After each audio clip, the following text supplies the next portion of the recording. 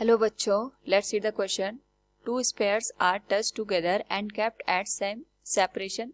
Find the ratio of Q1 and Q2 if F nu equals 5 F by 4. Now to answer this question, first we will discuss here the key concept, and here the key concept is Coulomb's law of electrostatic force. यानी हमारे पास यहाँ पे अगर दो charge एक particular distance पे रखे होते हैं तो उनके बीच में या तो अट्रैक्शन फोर्स लगता है या तो repulsive force, and the value of force is given by K into Q1 into Q2 divided by R square.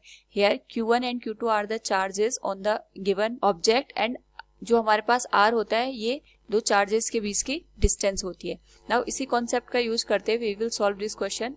यहाँ पे हमारे पास दो स्पेयर दे रखे हैं, एक पे चार्ज है हमारे पास Q1 और दूसरे पे हमारे पास चार्ज है Q2.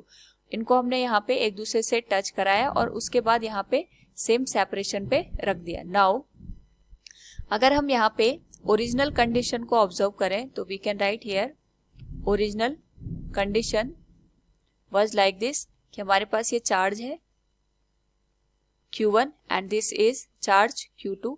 इनके बीच की जो डिस्टेंस दे रखी है इट इज R और इनके बीच का जो फोर्स है ये F के बराबर है.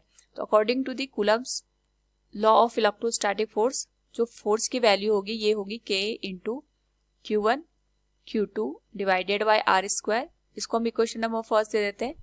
नाउ यहाँ पे हमारे पास जो न्यू कंडीशन बनी है उसके अकॉर्डिंग हमने दोनों स्पेयर को टच कराया और उसके बाद सेम सेपरेशन पे रख दिया. तो यहाँ पे हमारे पास एक कॉन्सेप्ट बनता है कि जब भी हम दो चार्जेस को यहाँ पे एक दूसरे के साथ टच कराते हैं, टच कराने के बाद हम इनको यहाँ पे अगर सेपरेट करते हैं तो सेपरेट करने के बाद इनमें चार्ज का रीडिस्ट्रीब्यूशन होता है. और रीडिस्ट्रीब्यूशन इस तरीके से होता है कि हमारे पास जो टोटल चार्ज होता है वो इक्वली डिस्ट्रीब्यूट हो जाता है दोनों ऑब्जेक्ट के ऊपर जिनको हमने यहाँ पे एक दूसरे के साथ कॉन्टैक्ट में लेके आए थे. यानी अगर हमारे पास यहाँ पे दोनों पे चार्ज टोटल Q1 और Q2 है तो जो यहाँ पे आफ्टर द सेपरेशन होने के बाद जो इन पे इंडिविजुअल यहाँ पे चार्ज की वैल्यू होगी ये हो जाएगा Q1 plus Q2 divided by 2 और इसके पास भी आ जाएगा Q1 plus Q2 divided by 2. Now हमने इनको यहाँ पे अगेन सेम सेपरेशन पे रख दिया that is at a distance of R. तो यहाँ पे जो फोर्स की वैल्यू होगी F new it will be given as K into जो चार्ज है it will be Q1 plus Q2 divided by 2. दूसरे पे भी सेम चार्ज आ जाएगा तो दोनों चार्ज मल्टीप्लाई होकर यहाँ पे हमारे पास वैल्यू दे देंगे Q1 प्लस Q2 बाई 2 का whole square divided by R square. ये हमारे पास बन जाएगी इक्वेशन नंबर सेकेंड. नाउ यहाँ पे अगर हम इक्वेशन सेकेंड को इक्वेशन फर्स्ट से डिवाइड कर दें तो we can write here equation 2 will be divided by equation first और ये हो जाएगा F new divided by F equals K into Q1 plus Q2 by 2 का whole square divided by R square multiplied with, क्योंकि जो F है ये reciprocal होके यहाँ पे मल्टीप्लाई हो जाएगा it will B R square divided by K into Q1 Q2. Now R square से R स्क्वायर कैंसिल, K से K कैंसिल. जो F न्यू है it is 5 by 4 times of the given force divided by F और ये हो जाएगा हमारे पास Q1 plus Q2 का whole square divided by 4 into Q1 Q2. Now यहाँ पे 4 से 4 कैंसिल हो जाएगा, F से F कैंसिल हो जाएगा. तो जो वैल्यू आएगी it will be 5 Q1 Q2 will be equal to Q1 का स्क्वायर प्लस Q2 का square plus 2 into Q1 Q2.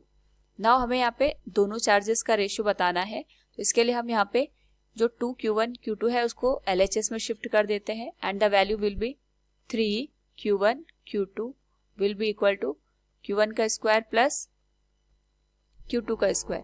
Now यहाँ पे अगर हम 3 Q1 Q2 को RHS में शिफ्ट कर दें तो ये रेशियो कुछ इस तरीके से बनेगा. It will be Q1 by Q2 plus Q2 by Q1 equals 3.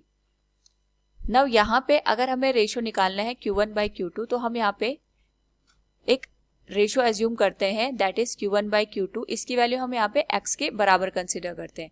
तो अगर Q1 बाई Q2 x के बराबर है तो Q2 बाई Q1 हमारे पास यहाँ पे 1 बाई एक्स के बराबर हो जाएगा. सो जो हमारे पास इक्वेशन निकल के आए हम उसको इस तरीके से लिख सकते हैं x plus 1 by x equals 3. Now यहाँ पे अगर हम इसको सॉल्व करें it will B x square plus 1 equals 3x and it will become x square minus 3x plus 1 equals 0.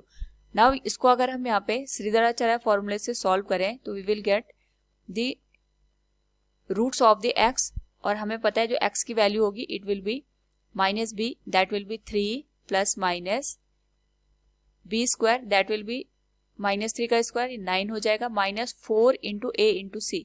तो ये हो जाएगा हमारे पास 4 इंटू a की वैल्यू यहाँ पे 1 है और c की वैल्यू भी 1 है. तो ये हो जाएगा 4 into 1 into 1 4 divided by 2 into a it will B 2. तो जो x की वैल्यू है ये हो जाएगी 3 प्लस माइनस रूट 5 बाई 2. और हमें पता है जो x की वैल्यू है ये हमने Q1 बाई Q2 के बराबर अज्यूम की थी. तो ये आ जाएगा 3 प्लस माइनस रूट 5 बाई 2. ये रिक्वायर्ड रेशियो होगा Q1 और Q2 के बीच में, ताकि हमें जो न्यू फोर्स है वो 5/4 टाइम्स मिले of the original value. So from the given question we have find out the ratio of Q1 and Q2 and it was 3 plus minus root 5 divided by 2. Hope all you understood it. Thank you and best of luck.